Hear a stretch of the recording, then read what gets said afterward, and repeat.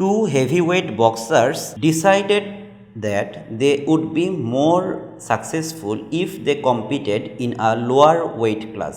For each boxer, this would require a total weight loss of 13 kg.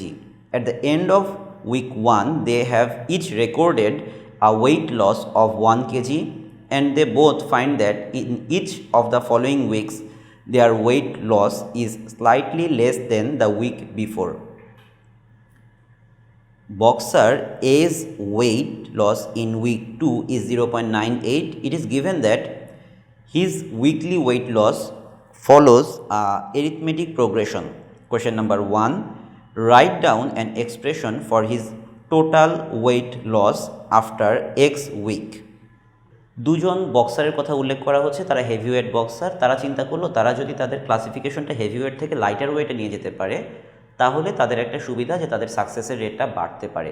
In that case তারা তখন decide করলো যে তারা তাদের ওজন কমাবে। তারা তাদের ইন টোটাল কত ওজন কমাতে চায়? দুজন বক্সারের প্রত্যেকেই চিন্তা করলো যে আমরা আমাদের 13 কেজি করে ওয়েট কমিয়ে ফেলবো। তাহলে এই যে 13 কেজি করে ওয়েট তারা কমানোর চিন্তা করছে, এই 13 কেজিটা কি? প্রথম বক্সার, ফার্স্ট বক্সার যে, তার নাম হলো এ। বক্সার এ, সে টোটাল ওয়েট কমিয়ে ফেলতে চায় 13 কেজি। তাই এই যে 13 কেজি, এটা হলো তার SN ইকুয়াল টু 13। এরপর বলা হচ্ছে যে তার প্রথম উইকে সে কতটুকু ওজন কমিয়েছিল। ফার্স্ট উইকে তার যে ভ্যালুটা সেটা ছিল 1 কেজি। প্রথম উইকে সে 1 কেজি ওজন কমিয়ে ফেলেছে। তারপর বলা হলো যে সে দ্বিতীয় উইকে ওজন কমিয়েছে 0.98 কেজি। তাহলে দ্বিতীয় উইকের ভ্যালুটা আগের উইকের ভ্যালুর থেকে কম। কমন ডিফারেন্স আমরা কীভাবে বের করি? Second term minus first term. তাহলে তার কমন ডিফারেন্স হয়ে যাবে 0.02, সামনে একটা মাইনাস হবে। এখান থেকে আমাদেরকে বলা হলো যে টোটাল এক্স উইক টাইম পিরিয়ডে সে কতটুকু ওজন কমাতে পারলো। কোশ্চেন নাম্বার 1-এ এটা জানতে চাওয়া হচ্ছে যে n ইকুয়াল টু বলা হয়েছে এক্স। তাহলে এখান থেকে আমরা লিখতে পারি যে SN equal to n/2 2a plus n-1 into D. তাহলে এখানে SX, যে এক্স উইকে সে কতটুকু ওজন কমাবে, এক্সের ভ্যালুটা হচ্ছে x divide by 2 into a, এর ভ্যালুটা হচ্ছে 1 কেজি প্লাস n-1, n এর ভ্যালুটা হচ্ছে x minus 1 into D. D এর ভ্যালুটা আমরা আগেই বের করে নিয়েছি, মাইনাস 0.02। অর্থাৎ এখান থেকে আমি কত পাচ্ছি?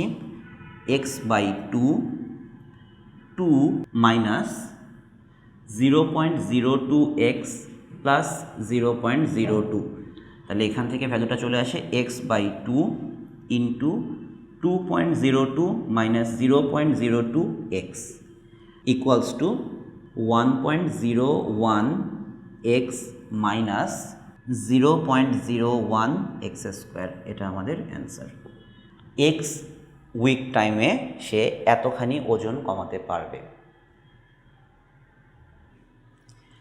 দ্বিতীয় কোশ্চেনে বলা হচ্ছে he reaches his 13 KG target during week n।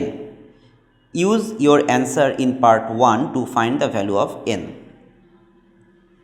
বলা হলো যে সে তার যে ডিজায়ার্ড ওয়েট লসটা ছিল 13 কেজি, এটা পৌঁছাতে তার n সময় লেগেছে। তাহলে আমরা ডাইরেক্ট এই SN এর ইকুয়েশনটা ইউজ করে ফেলবো। SN ইকুয়ালস টু, আমি এখান থেকে যদি লিখতে চাই কত আসবে, n/2 2.02 মাইনাস 0.02n। কারণ বলা হয়েছে যে nth উইকে গিয়ে সে তার টার্গেট রিচ করে ফেলেছে। তাহলে এখানে x এর জায়গায় nটা বসে যাবে। তাহলে এটা কত? Equals to 13। তাহলে সে 13 কেজি ওয়েট লস করতে n টাইম নিলে SN এর ইকুয়েশনটা দাঁড়ায় এইটা। তাহলে এখান থেকে আমরা কি লিখতে পারি? এখান থেকে আমরা লিখতে পারি 1.01n minus 0.01n square equal to 13। সবগুলোকে এক পাশে নিয়ে আসো। Minus 0.01n square plus 1.01n minus 13 equals to 0। এইটাকে যদি তুমি সলভ করো ক্যালকুলেটরের মাধ্যমে তাহলে n এর দুটো ভ্যালু চলে আসে। একটা চলে আসে 85.9 আর আরেকটা ভ্যালু চলে আসে 15.1। 14। এখন তোমরা একটা জিনিস খেয়াল করো যে এই ভ্যালুটা আসলে কি গ্রহণযোগ্য হবে, যে একজন মানুষ 1 কেজি ওয়েট কমালো আজকে, তারপর সে ওয়েট কমাতে কমাতে 13 কেজি ওয়েট কমানোর জন্য সে 85 উইক সময় নেবে। এটা তো আসলে গ্রহণযোগ্য একটা অ্যান্সার না। সো এই অ্যান্সারটা আমি নিতে পারবো না, এটা নট অ্যাপ্লিকেবল, নট, এটা আসলে একটা প্র্যাকটিক্যাল অ্যান্সার না। তাহলে হি টেক্স, সে 13 কেজি ওজন কমানোর জন্য 15 উইকের থেকে আরও সামান্য সময় বেশি নিয়েছে। তাহলে কোন উইকে গিয়ে তার ওজনটা আসলে ডিজায়ার্ড ওয়েট লসটা হবে? 16th উইকে। এখানে ডেসিমেল আসলে ইমিডিয়েট পরের ভ্যালুটা নেবেন। He takes 16 weeks to reduce 13 kg weight. এটা আমাদের 2 নম্বর প্রশ্নের অ্যান্সার।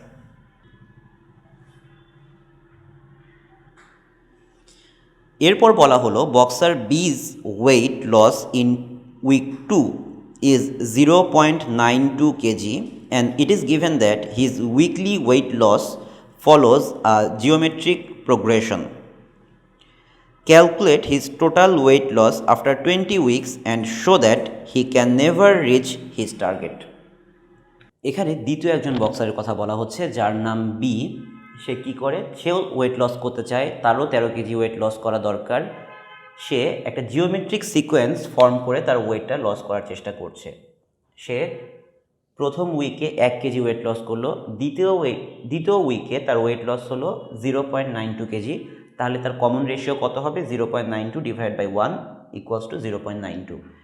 আমাকে প্রথমে প্রশ্নটা করা হয়েছে 3 নম্বর প্রশ্নের জন্য যে সে 20 উইকসের মধ্যে কতটুকু ওয়েট কমাতে পারবে। এরিথমেটিক সিকোয়েন্সে বা এরিথমেটিক প্রোগ্রেশনে যখন বক্সার এ ওজন কমিয়েছিল তখন তার 16 উইক সময় লেগেছিল 13 কেজি ওয়েট লস করতে। এখন জিওমেট্রিক সিকোয়েন্সে যখন সেটা কমছে তখন বক্সার বি এর জন্য 20 উইকের মধ্যে সে কতটুকু ওয়েট লস করেছে সেটা আমাদেরকে দেখাতে বলা হলো। এস এন আমরা কি লিখতে পারি? a into 1 minus r to the power n divided by 1 minus r। এখান থেকে আমরা কি লিখতে পারি? এর ভ্যালুটা আমাদেরকে গিভেন, এটা 1 মাইনাস আর, আর এর ভ্যালুটা হচ্ছে 0.92 to the power n, n এর ভ্যালুটা কত? 20 ডিভাইডেড বাই 1 মাইনাস 0.92। আমরা ক্যালকুলেটারে ভ্যালুটা ক্যালকুলেট করে ফেলি, কত আসে? Equals to 10.14। অর্থাৎ সে 20 উইক সময় নেবার পরেও মাত্র 10 কেজি ওয়েট কমাতে পারলো। এটা আমাদের 3 নম্বর প্রশ্নের উত্তর।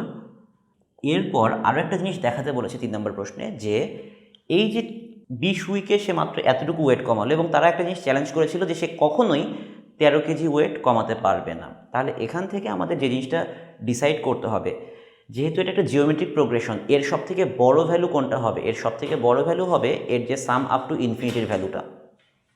তাহলে আমরা দেখি এই জিওমেট্রিক প্রোগ্রেশনের জন্য সাম আপ টু ইনফিনিটির ভ্যালু কত? S infinity equals to A divided by 1 minus R, অর্থাৎ 1 ডিভাইডেড বাই 1 মাইনাস আর এর ভ্যালুটা কত ছিল? আর এর ভ্যালুটা ছিল 0.92, অর্থাৎ 1 ডিভাইডেড বাই 0.08, ভ্যালুটা চলে আসে 12.5 কেজি। অর্থাৎ সে সর্বসাকুল্যে সে যদি ইনফাইনাইট সময় পর্যন্ত তার এই ওয়েট লস চালিয়ে যেতেই থাকে এই স্কিম অনুযায়ী, তাহলে সে ইনফাইনাইট সময়ে গিয়ে 12.5 কেজি ওয়েট লস করবে। কাজেই সে কখনোই 13 কেজি ওয়েট লস করতে পারবে না, এটাই আমাদেরকে দেখাতে বলেছিল। Therefore he will never reach 13 kg weight loss, এটা দেখাতে বলেছিল, আমরা দেখালাম।